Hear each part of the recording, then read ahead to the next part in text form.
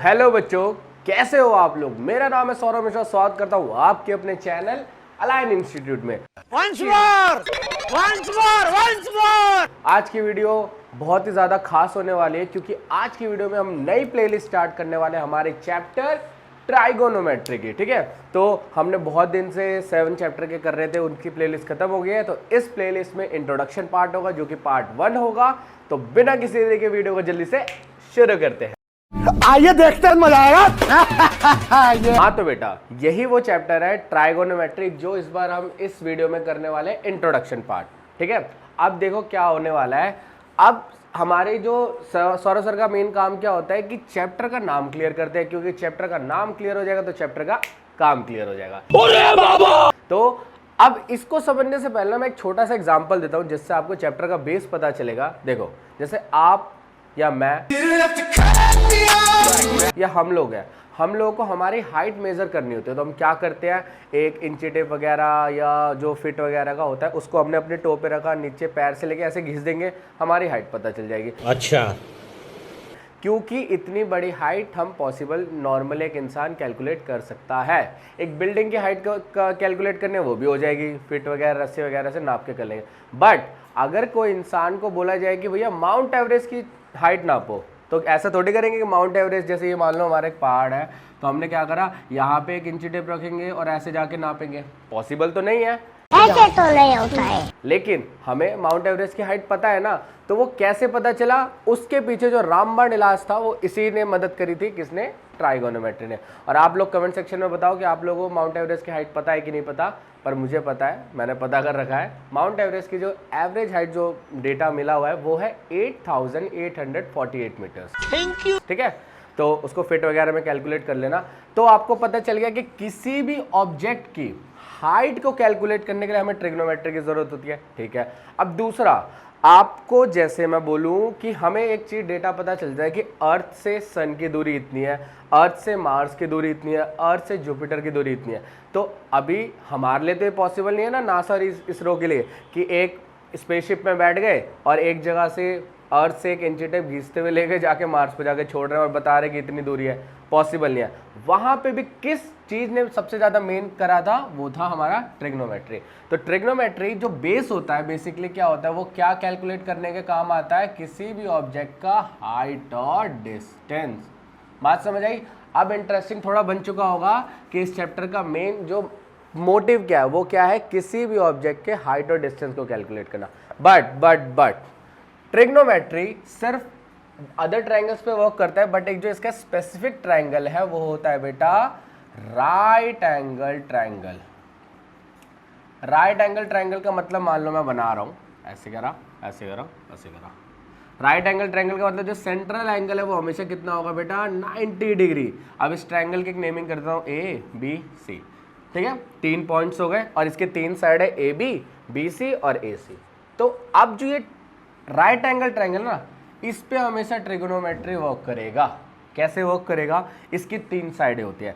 सबसे बड़ी जो साइड होती है उसे कहते हैं हाइपोटेनियस। सबसे बड़ी साइड क्या होती है, हाइपोटेनियस। और जो नीचे वाली साइड होती है वो होती है बेस। और जो ये स्टैंडिंग साइड होती है ये हमेशा होती है हमारी परपेंडिकुलर। ठीक है, अब सर एक छोटी सी बात आ रही है कि यहाँ पे रिस्पेक्टिव एंगल तो बी पे है, बट इसमें बेटा कंडीशन कुछ चेंज होती है। वो कंडीशन क्या चेंज होती है कि ए जो बी पार्ट है ना, कभी कभी सी पे भी एंगल बन जाएगा, कभी कभी ए पे भी एंगल बन जाएगा। बट आपको समझाने का मेरा मेन मोटिव क्या है कि जो ट्रिग्नोमेट्री है वो हमेशा वर्क किस पे करता है, राइट एंगल ट्रायंगल, जिसमें 3 साइडें होती है। सबसे बड़ी साइड को कहते हैं हाइपोटेनियस, उससे छोटी साइड को कहते हैं परपेंडिकुलर, और उससे मतलब छोटे नहीं कह सकते, सिमिलर साइड को कहते हैं बेस। अब अगर मैं क्या काम करूं, सर हमारा एंगल शिफ्ट हो जाए। एंगल शिफ्ट होने का मतलब, अभी हम बी पे बात कर रहे थे, अब हम सी पे बात करेंगे। तो क्या होगा बेटा, एक प्रॉपर्टी देखते हैं। जैसे ये है, ये सी एंगल है, ठीक है, ये सी पॉइंट बन गया, ये बी बन गया और ये ए बन गया। अब हम किस एंगल पे बात कर रहे हैं, सी पे। तो एक ध्यान से समझना एक बात को, कभी भी जब एंगल शिफ्ट होगा ना, हाइपोटेनियस बड़ा ढीठ किस्म का होता है, वो अपनी जगह चेंज नहीं करता, क्योंकि सबसे बड़ी लेंथ होती है वो हाइपोटेनियस होती है। तो हाइपोटेनियस हमेशा अपनी जगह पे फिक्स रहेगा। जो दो लोग होते हैं जिनको अदला बदली हो जाती है एंगल चेंज होने पे, वो होते हैं परपेंडिकुलर भैया और बेस दीदी। परपेंडिकुलर भैया और बेस दीदी में क्या अदला बदली होती है, कभी भी जिस एंगल पे बात कर रहे हैं ना बेटा, उसकी ऑपोजिट साइड, क्या बोल रहे हैं सर, ऑपोजिट साइड, तो इसके ऑपोजिट में ये साइड होगी, तो ये हमारा क्या हो जाएगा, परपेंडिकुलर। और उसकी एडजेसेंट साइड, मतलब जो उससे एकदम चिपक के लाइन जा रही है, ये तो इस पॉइंट से दो लाइनें जा रही है, ये जा रही है और एक ये जा रही है, बट ये तो हमारी ऑलरेडी हाइपोटेनियस है, ये बता दिया हमने। तो दूसरी लाइन क्या बनी, तो वो हमारी क्या हो जाएगी, बेस। यहाँ पे हो गया सी वाले एंगल के लिए। बट एक और केस लेते हैं, अगर हमारा एंगल सी की जगह ए हो गया, सॉरी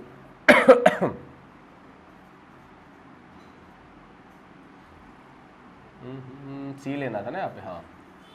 अब देखो हमने क्या बताया, हाइपोटेनस भैया ढीठ है, वो तो सबसे बड़े होते हैं, वो तो यही बैठे रहेंगे। चेंज कौन कौन करेगा, परपेंडिकुलर और बेस।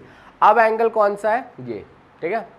अब हमने क्या बताया, जिस एंगल के बात करें उसके ऑपोजिट, मतलब ऑपोजिट कहेंगे। इसके ऑपोजिट कौन सी साइड आएगी बेटा, ये। तो इस केस में जब ट्रायंगल ए पे बात हो रही है तो परपेंडिकुलर कौन सी साइड हो जाएगी, ये वाली, और एडजेसेंट कौन सी साइड हो जाएगी, बेस, ये हो जाएगा। बात समझ आ रही है। जब सी पे हुआ तो परपेंडिकुलर बेस, ए पे हुआ तो परपेंडिकुलर चेंज हो जाएगा। तो ये बहुत ध्यान रखना कि जब एंगल चेंज होते हैं तो दो चीज़ें शिफ्ट हो जाती हैं, क्या, एक परपेंडिकुलर और एक बेस, ठीक है। अब इसको तब तक नोट डाउन करो, फिर इसके थीटा वगैरह के ऊपर बात करते हैं, जल्दी से इसे नोट डाउन। तो अब जो नया पार्ट स्टार्ट करने वाला है बेटा, अब हमने इतनी देर से सुना था कि राइट एंगल ट्रायंगल में तीन साइडें बताई थी, हाइपोटेनियस, परपेंडिकुलर, बेस।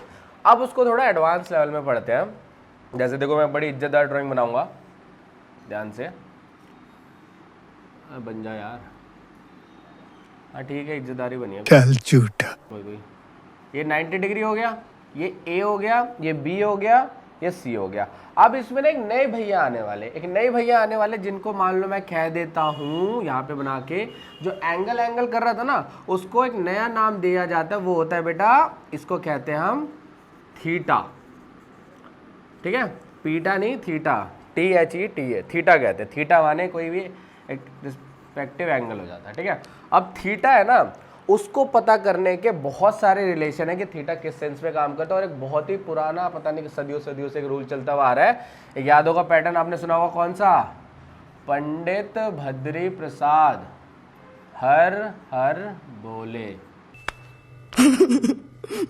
ऐसे ही मैंने भी सुना, ये पी मेरा बड़ा पतला बन गया था, रुको, हाँ, पंडित भद्री प्रसाद हर हर बोले, और थोड़ी सी एक और इसमें लाइन आ जाती थी, सोना चांदी तोले। अब ये क्या बना दिया सर, पंडित भद्री प्रसाद हर हर बोले। इसका बेस क्या है, देखो ध्यान से, जो ये सोना है ना, वो बेसिकली होता है बेटा साइन, जो ये सोना चांदी होता है ये बेटा होता है कॉस, और तोले होता है टेन। तो जो साइन का रिलेशन होता है ना, वो बनता है P/H। साइन का रिलेशन ऐसे कैलकुलेट करेंगे तो क्या होगा, P/H। क्या मतलब हुआ sir, sine theta is equal to P/H, ठीक है। वैसे ही अब कॉस का क्या होगा, B/H। तो क्या हो गया बेटा, cos theta is equal to B/H। बात ठीक है। वैसे ही टेन का क्या हो जाएगा, जल्दी से बताओ, यही होगा जो सामने लिखा हुआ है, क्या हो गया, tan theta is equal to P/B। अभी थीटा कौन से एंगल पे है, सी एंगल पे है, तो ये हमारा हो गया हाइपोटेनस भैया, परपेंडिकुलर भैया और बेस दीदी, ठीक है। तो ये तीन चल रहे हैं। अब और तीन चीजें और होती है, साइन कॉस टेन, फिर एक और आ जाता है कोसेक सेक, और ये हो गया कॉट। अब सर साइन P/H होता है तो कोसेक भी P/H होगा, नहीं। अब इसको नीचे से देखेंगे तो कोसेक थीटा जो हो जाएगा ना, अब उसको डाउनवर्ड कैलकुलेट करना है, तो वो क्या हो जाएगा बेटा, P/H की जगह इसका रेसिप्रोकल हो जाएगा, उल्टा हो जाएगा H/P। बात ठीक है। कोसेक के बाद कौन से आ गए, सेक थीटा, वो क्या हो जाएगा बेटा, H/B। कॉट थीटा वो क्या हो जाएगा, B/P। तो 6 नए रिलेशन पता चले आपको इस थीटा के रिस्पेक्टिव में। थीटा माने कोई भी एंगल, और एंगल यहाँ पे सी था। सी के हमेशा जिस एंगल के सामने वाला हमेशा उसका परपेंडिकुलर होता है और नीचे हमेशा उसके बेस होता है। और सबसे बड़ी साइड कौन सी होती है? हाइपोटेनियस। उसके रिलेशन आपको बता दिए क्या थे, दोबारा बताता हूँ, नोट कर लेना। पंडित भद्री प्रसाद हर हर बोले, सोना चांदी तोले। सोना स्टैंड फॉर साइन, चांदी स्टैंड फॉर कॉस एंड तोले स्टैंड फॉर टेन। तो साइन का रिलेशन हो गया P अपॉन H। ठीक है, ये बहुत जरूरी है, स्किप मत कर देना क्या बस पता चल गया सोना चांदी तोले करने लग जाओ। क्या? कॉस का क्या हो गया? B अपॉन H, और टेन का हो गया P अपॉन B। और इसका उल्टा कर देंगे तो साइन का इनवर्स कहेंगे। इनवर्स भी कह सकता हूँ और रेसिप्रोकल भी कह सकता हूँ। ठीक है, इनवर्स भी कह सकते हैं और रेसिप्रोकल भी कह सकते हैं, उल्टा। ठीक है, ये मार्कर ऐसे खड़ा है और फिर ये ऐसे हो गया तो वो उल्टा होता है। ठीक है, तो कोसेक का क्या हो गया? H अपॉन P, सेक का हो गया H अपॉन B, और कॉट का हो गया P अपॉन B। इस वीडियो में बस इतना ही होगा। हमने रिलेशन वगैरह बता दिए। जो इसका पार्ट 2 आएगा उसमें हम सारे जो टेबल आपको देख रहे होगे कि 0, 30, 45, 60, 90, उसको करेंगे हम पार्ट 2 में। इंटरेस्टिंग तरीके से आपने इस इंट्रोडक्शन पार्ट को पढ़ा है तो वीडियो को एक प्यारा सा लाइक कर देना, चैनल को सब्सक्राइब कर देना, और साइड में एक बेल आइकन का होता है उसको ऑल पे कर लिया करो, वरना ये प्लेलिस्ट ऐसी रह जानी है फिर। ठीक है, तब तक के लिए आपके सामने एक बड़ा सा रेड बटन है। हाँ, है। दबा दिया, आगे बोलो। मिलते हैं अगले वीडियो में। Tata bye bye.